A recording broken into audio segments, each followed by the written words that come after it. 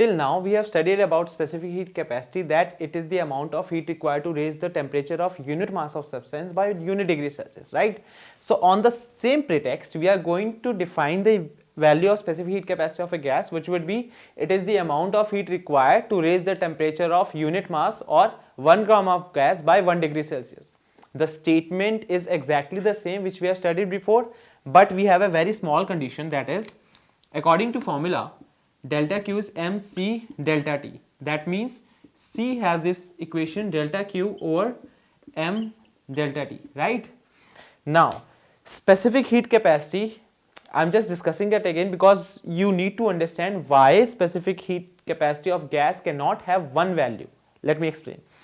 C is delta Q upon m delta T. I'll be going with the definition again, that is, specific heat capacity of gas is equal to amount of heat required to change the unit mass of substance by unit degree Celsius, to change the temperature of unit mass of substance by unit degree Celsius. Done?